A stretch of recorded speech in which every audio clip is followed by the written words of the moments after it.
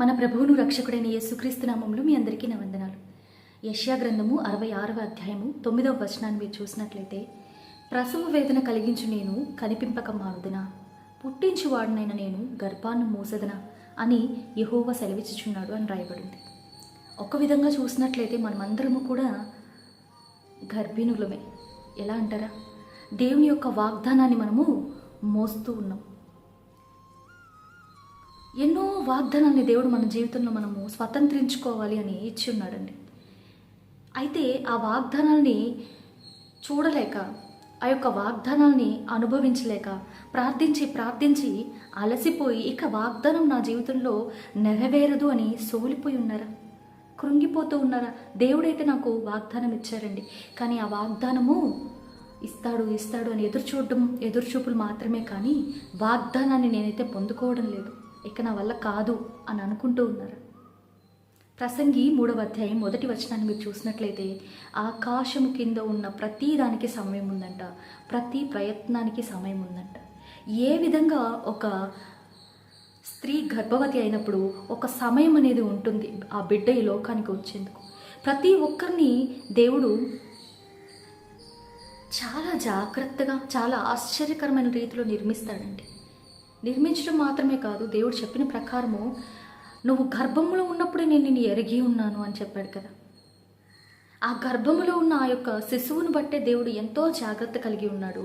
ఆ శిశువు ఏ విధంగా ఎదగాలి, ఆ శిశువుకు కావాల్సినవన్నీ ఎలా సమకూర్చాలి, ఆ శిశువు ఈ లోకాన్ని ఎదుర్కొనే రోజును కూడా దేవుడు చాలా జాగ్రత్తగా నిశ్చయించి ఒక సమయం అనేది ఎత్తిపెట్టున్నాడు. అదేవిధంగా నువ్వు మోస్తున్న నీ యొక్క వాగ్దానాన్ని నువ్వు ఫేస్ టు ఫేస్ చూసేదానికి ఒక సమయం అనేది నిర్ణయించబడింది. ఒక స్త్రీ గర్భవతి అయిన తర్వాత 9 నెలల నుంచి 10 నెలల వరకు కూడా ఆ యొక్క బిడ్డని మోస్తూ ఉండాలి. మొదటి నెల నుంచి తన యొక్క లైఫ్ అనేది స్టార్ట్ అవుతుంది మదర్ లాగా. అయితే ప్రతి దినము గడిచే కొద్దీ ఆ ప్రసవ దినానికి తను దగ్గరవుతూ వస్తుంది. అంత మాత్రమే కాదు, ప్రతి దినము గడిచే కొద్దీ తను అమ్మగా కొంచెం మెచ్యూర్ అవుతుంది. విత్ ఈచ్ పాసింగ్ డే, ప్రతిరోజు గడిచే కొద్దీ తను వాగ్దానానికి దగ్గరవుతుంది. ప్రతిరోజు గడిచే కొద్దీ నా బిడ్డను నేను చూస్తాను అన్న ఆశ కలుగుతుంది.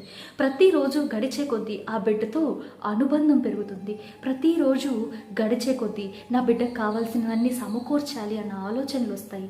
ప్రతిరోజు గడిచే కొద్దీ శరీరంలో మార్పులు వస్తాయి. ప్రతిరోజు గడిచే కొద్దీ నొప్పులు కూడా పెరుగుతూ ఉంటాయి. గ్రోయింగ్ పెయిన్స్ అంటారు. మరి ఆ వాగ్దానము నీ జీవితంలో నెరవేరాలి అని అంటే నీ విశ్వాస జీవితంలో నువ్వు నడిచే కొద్దీ ఫిజికల్గా నువ్వు చేంజెస్ చూస్తావు. ఏ విధంగా నువ్వు ఒక సిచ్యువేషన్ని హ్యాండిల్ చేస్తూ ఉన్నావు, ఏ విధంగా నువ్వు ఒక పరిస్థితిని ఎదుర్కొంటున్నావు అనేది మారుతూ వస్తుంది. ఏ విధంగా నువ్వు రెస్పాండ్ అవుతున్నావు అనేది మారుతూ వస్తుంది. నీకున్న విశ్వాసం పెరుగుతూ వస్తుంది. నీకున్న దేవునితో ఉన్న బంధం పెరుగుతూ వస్తుంది. నీ యొక్క వాగ్దానం బట్టి నిరీక్షణ కలుగుతుంది. నువ్వు ఆత్మీయంగా క్రమశిక్షణ కలిగిన వ్యక్తిగా ఉంటావు, ఆత్మీయంగా ఎదిగిన వ్యక్తిగా ఉంటావు. ఈ సమయం అనేది అవసరమైనది. ఎందుకో తెలుసా? నువ్వు సిద్ధపడి ఉండాలి ఆ బిడ్డను ఎదుర్కొనేందుకు. ఆ వాగ్దానాన్ని ఎదుర్కొనేందుకు నువ్వు సిద్ధపాటు కలిగిన వ్యక్తిగా ఉండాలి. సడన్గా వచ్చేసారు, ఎవరో వచ్చి తలుపు తట్టారు, నేను తలుపు తీసిన ఒక బిడ్డను చేతిలో పెట్టి వెళ్ళిపోయారు. నేను రెడీ, ఆ యొక్క సిచ్యువేషన్కి ఐఎమ్ నాట్ రెడీ.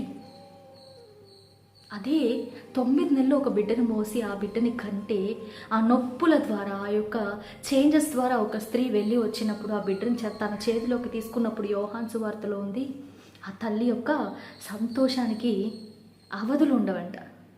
ఎంతో నొప్పి ద్వారా నడుస్తూ ఉందో ఒక్కసారిగా ఆ బిడ్డను చేతిలోకి తీసుకోగానే, ఆ బిడ్డ యొక్క ముఖాన్ని చూడగానే, ఆ యొక్క నిరీక్షణ యొక్క ఫలము తన చేతిలో ఉంచబడినప్పుడు తల్లి యొక్క సంతోషం ఎంతో గొప్పగా ఉంటుందో, అదే రీతిగా వాగ్దానాన్ని ఎదుర్కొన్నప్పుడు మీ యొక్క పెదవులు దేవుని స్తుతిస్తాయండి.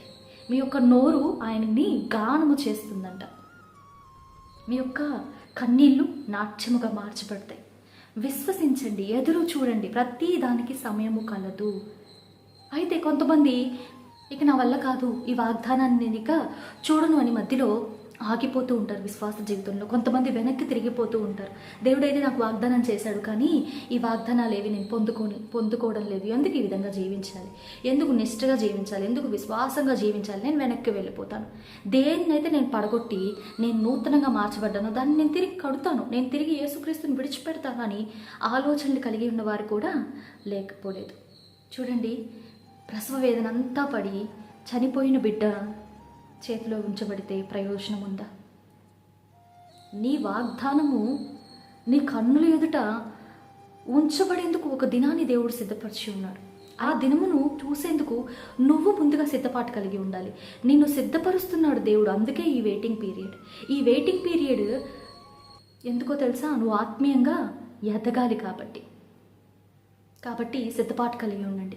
ఖచ్చితంగా దేవుడు మీ జీవితంలో చేసిన వాగ్దానాన్ని నెరవేర్చేందుకు సమర్థుడై ఉన్నాడు.